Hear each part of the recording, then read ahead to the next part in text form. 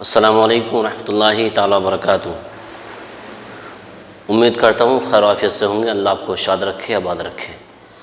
ہر ابتدا سے پہلے، ہر انتہا کے بعد ذات نبی بلند ہے، ذات خدا کے بعد دنیا میں احترام کے قابل ہیں جتنے لوگ، میں سب کو مانتا ہوں لیکن مصطفیٰ کے بعد۔ قتل حسین اصل میں مرگ یزید ہے، اسلام زندہ ہوتا ہے ہر کربلا کے بعد۔ وادی رضا کی کوہ ہمالا رضا کا ہے، جس سمت دیکھیے وہ علاقہ رضا کا ہے۔ معزز میرے بھائیوں اور بہنوں، جیسے کہ آپ کو معلوم ہے کہ شعبان المعظم کا مہینہ چل رہا ہے، اور اس مہینے میں ایک رات، ایک شب ایسی ہے جس میں ہم کتنی بھی عبادت کریں، کتنے بھی ذکر و اذکار کریں، کم ہی کم ہے۔ وہ رات کون سی ہے؟ وہ رات ہے شب برات۔ شب برات میں عبادت کیسے کریں؟ اور ہم صلاۃ التوبہ پڑھنا چاہتے ہیں یا صلاۃ التسبیح پڑھنا چاہتے ہیں، یا اور بھی ذکر و اذکار ہیں، نفل وغیرہ پڑھنا چاہتے ہیں، تو یہ عبادتیں ہم کیسے کریں؟ نفل نماز ہم کیسے پڑھیں؟ کیسے عبادت کریں؟ کیسے قرآن شریف پڑھیں کیسے کلام اللہ کی تلاوت کریں؟ تو پوری عبادت کا طریقہ آپ لوگوں کو میں بتانے جا رہا ہوں کہ شب برات ایک ایسی رات ہے، فضیلت والی رات ہے، عبادت کرنے کا اس میں بہت زیادہ ثواب ہے، اور عبادت کے جتنے بھی کام ہیں ہم سب کر سکتے ہیں۔ وہ کریں جسے آپ کا دل کرے، قرآن شریف پڑھیں۔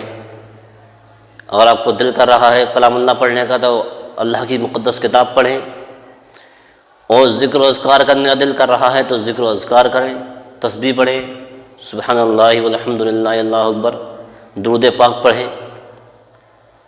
اور اگر قضائے عمری پڑھنے کا دل کر رہا ہے تو آپ قضائے عمری پڑھ سکتے ہیں، یعنی قضا نماز کا جو آپ کا دل کر رہا ہے تو آپ قضا نماز بھی پڑھ سکتے ہیں۔ صلاۃ التوبہ اور صلاۃ الحاجت اور صلاۃ التسبیح بھی پڑھ سکتے ہیں۔ جس طریقے سے آپ کا دل کرے عبادت کرنے کا، اس طریقے سے آپ عبادت کر سکتے ہیں۔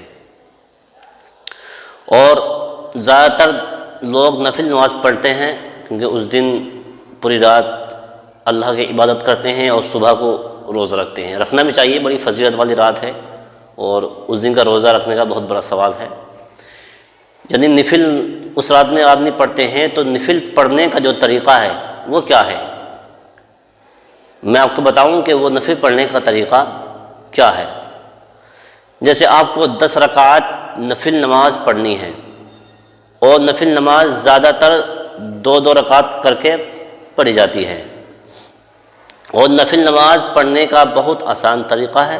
پہلے نیت کریں۔ ہاں، نیت جو ہے وہ دل کا ارادے کا نام نیت ہے، لیکن زبان سے کہنا مستحب ہے۔ لیکن دل میں آپ نے ارادہ کر لیا کہ نیت 2 رکعت پڑھنی ہے تو نیت ہو گئی۔ مان لیجئے کہ ہم آپ کو 10 20 50 رکعتیں پڑھنی ہیں، تو آپ ایک ساتھ بھی نیت کر سکتے ہیں، لیکن نفل نماز جو ہے وہ 2 رکعت کی نیت باندھ کر پڑھنی چاہیے۔ افضل بھی یہی ہے کہ 2 رکعت کی نیت کر کے پڑھنی چاہیے، کیونکہ 2 رکعت کر کے نفل نماز پڑھنا یہ افضل بھی ہے اور پڑھی بھی ایسی جاتی ہے۔ تو آپ جو 2 رکعت پڑھ کے نفل نماز پڑھیں۔ اور اگر ہم صلاۃ الحاجت پڑھنے جا رہے ہیں، یعنی ہمارا دل کر رہا ہے کہ صلاۃ الحاجت نماز پڑھیں 2 رکعت، تو یہ صلاۃ الحاجت کی نماز کیا ہے؟ تو صلاۃ الحاجت کی جو نماز ہوتی ہے وہ ہے اللہ تعالی سے کسی حاجت کو مانگنا، اور خاص کر کے وہ 2 رکعت اس نیت سے پڑھیں اور اس نیت سے پڑھی جاتی ہے کہ اللہ میری یہ ضرورت ہے، اس ضرورت کو تو پورا کر دے۔ تو اس نماز کو صلاۃ الحاجت کہا جاتا ہے۔ اب آئیے صلاۃ التوبہ، اب 2 رکعت اس کی نماز ہوتی ہے، یہ صلاۃ التوبہ کی نماز ہے کیا؟ ہاں یہ بھی سنیے کہ صلاۃ التوبہ کی نماز وہ ہے جو 2 رکعت پڑھ کر اللہ تعالیٰ سے اپنے گناہوں کی معافی مانگنی جائے، یعنی 2 رکعت صلاۃ التوبہ کی نیت کر کر پھر اس کے بعد اللہ رب العزت کی بارگاہ میں اپنے گناہوں کی معافی مانگی جائے، اس کو صلاۃ التوبہ کہا جاتا ہے۔ ایک بات اور، یہ جو نمازیں ہیں، صلاۃ التوبہ ہے، صلاۃ الحاجت ہے، صلاۃ التسبیح ہے، یہ سب سیم پڑھی جاتی ہیں، سب ایک جیسی ہیں، صرف فرق کیا ہے؟ فرق جو ہے صرف نیت کا ہے۔ جس میں صلاۃ التوبہ ہے اس میں توبہ کی نیت، اس نیت رکھی جائے گی، جو نفل نمازیں ہیں اس میں نفل کی نیت بنی جائے گی، ہیں سیم، پڑھی سیم جائیں گی، لیکن فرق کیا ہے؟ نیت کا فرق ہے، بس اپنی اپنی نیت جو ہے نمازوں کی وہ الگ الگ ہے، لیکن باقی جیسے سب پڑھی جاتی ہیں ویسے ہی پڑھی جائیں گی۔ اور صلاۃ التسبیح پڑھنے کا جو طریقہ ہے وہ میں آپ کو دوسری ویڈیو میں انشاءاللہ بتاؤں گا، لیکن اس سے پہلے میں آپ کو کچھ باتیں بتانا چاہتا ہوں۔ یہ ہے کہ اس رات میں تہجد کی نماز کا بھی خاص اہتمام کریں، یعنی اول حصے میں تھوڑا سو جائیں، آپ کو نیند آ رہی ہے تو تھوڑا سو جائیں، سونے کے بعد میں اٹھ کر تہجد کا بھی خاص طور پر اہتمام کریں۔ اور تہجد کی نماز کا طریقہ بھی سیم ہے، اس میں بھی صرف نیت کا فرق ہے۔ تہجد کی نماز 2 رکعت پڑھ لو، 4 پڑھ لو، 8 پڑھ لو، 12 پڑھ لو، تو اس میں بھی نیت کا فرق ہے، باقی سب سیم ہیں۔ اب رہی قضاء عمری کی بات، اگر آپ کو قضاء عمری پڑھنی ہے تو قضاء عمری پڑھنے کا بھی آسان طریقہ ہے، اور کیا ہے؟ وہ یہ ہے کہ مان لیجئے ہم کو 50 رکعت نماز پڑھنی ہے قضاء عمری کی، تو آپ نیت اس طرح کیجئے کہ اے اللہ جو سب سے پہلے میری فجر کی نماز قضا ہے اس کو پڑھنے جا رہا ہوں۔ ٹھیک ہے، کوئی بات نہیں، پڑھیے۔ اے اللہ جو میری سب سے پہلی نماز فجر کی قضا ہوئی ہے وہ پڑھنے جا رہا ہوں۔ اے اللہ جو سب سے پہلی میری مغرب کی نماز جو قضا ہوئی ہے اس کو پڑھنے جا رہا ہوں۔ ایسے ہی ظہر کی نماز لے لو، عصر کی لے لو، عشاء کی لے لو، یعنی یہ نیت کرنی ہے کہ اللہ جو مجھ سے سب سے پہلے فجر کی نماز قضا ہوئی ہے اس کو پڑھنے جا رہا ہوں۔ ایسے ہی ظہر، عصر، مغرب، تو یہ طریقہ ہے قضاء عمری پڑھنے کا۔ یہ اب چلتے ہیں کلام اللہ کی تلاوت کا، یعنی قرآن شریف کی تلاوت کرنے میں کیا کیا کرنا چاہیے، کب کرنی چاہیے۔ تو قرآن شریف پڑھنے کے بارے میں بات کرتے ہیں، جتنا بھی پڑھ سکتے ہو پڑھو، 1 پارہ، 2 پارہ، 4 پارے، 5 پارے، پورا قرآن جتنا آپ پڑھ سکتے ہو اتنا پڑھو۔ جتنا آپ قرآن مجید کی تلاوت کرو گے اتنا ہی آپ کو ثواب ملے گا۔ اور ذکر و اذکار بھی کر سکتے ہیں، جیسے سبحان اللہ والحمد للہ واللہ اکبر، یا استغفر اللہ، استغفار بھی کر سکتے ہیں، اور بھی کوئی درود پاک پڑھ سکتے ہیں۔ بہت سے سارے فضائل ہیں آپ کر سکتے ہیں، بہت سارے ذکر ہیں کہ جو آپ کر سکتے ہیں۔ تو اس رات میں زیادہ سے زیادہ آپ کو اور ہم کو چاہیے کہ اللہ رب العزت کی عبادت کریں، اور صبح 15ویں تاریخ کو ہم روزہ رکھیں۔ اب بات کرتے ہیں مراقبہ کی۔ مراقبہ کر لو۔ مراقبہ کس کو کہتے ہیں؟ مراقبہ وہ ہے جو اپنی آنکھیں بند کر کے اپنے دل کی طرف توجہ کر کے یہ غور کرنا کہ اللہ کی رحمت میرے دل پر نازل ہو۔ جی ہاں، کیا مراقبہ کس کو کہتے ہیں؟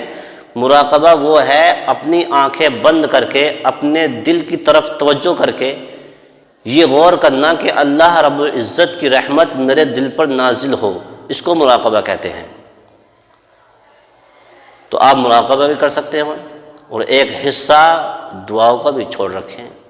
جی ہاں، ان نمازوں کو پڑھ کر، ذکر و اذکار کو کر آپ جو ہیں ایک حصہ، پوری رات کا ایک حصہ آپ دعاؤں کے لیے بھی چھوڑیں، جتنا ہو سکے دعا مانگیں، جتنا ہو سکے اللہ رب العزت کی بارگاہ میں اپنے گناہوں کی معافی مانگیں۔ اللہ رب العزت خود ارشاد فرماتا ہے کوئی بندہ جو مجھ سے معافی مانگے میں اس کو معاف کروں، ہے کوئی بندہ جو مجھ سے بخشش کی طلب کرے میں اس کو بخش دوں۔ تو خاص طور پر دعا کا بھی اہتمام بہت ضروری ہے۔ تو ہم سب جو ہیں اس رات میں دعا کا بھی اہتمام کریں، گڑ گڑائیں، روئیں، اے رب العزت ہم سے جو گناہ سرزد ہوئے ہیں اس کو تو معاف فرما۔ شب برات میں قبرستان جانا رسول اعظم صلی اللہ علیہ وسلم کی سنت ہے، قبرستان میں جانا چاہیے۔ اگر نہ بھی گئے تو کوئی دقت نہیں ہے، لیکن جو جا رہے ہیں، جو نہیں جا رہے ہیں، جانے والا نہ جانے والے کو تنبیہ نہ کرے، تنقید نہ کرے کہ تم کیوں نہ گئے، مرضی ہے اس کی، مت جاؤ بھائی۔ لیکن میں یہ کہتا ہوں کہ آپ شب برات کے رات میں قبرستان جایا کریں اور وہاں کچھ ذکر و اذکار کر کر، قرآن کریم کی کچھ سورتوں کی تلاوت کر کر آپ ان کو بخشیں اور ان کے لیے مغفرت کی دعا کریں۔ تو آپ اس دن کیا کرنا ہے، آپ کو صلاۃ التوبہ بھی پڑھ لینی چاہیے، اور صلاۃ التسبیح بھی، اور صلاۃ الحاجت بھی، اور تہجد کی نماز بھی، اور آپ مراقبہ کرنا چاہتے ہیں تو مراقبہ بھی کر سکتے ہیں۔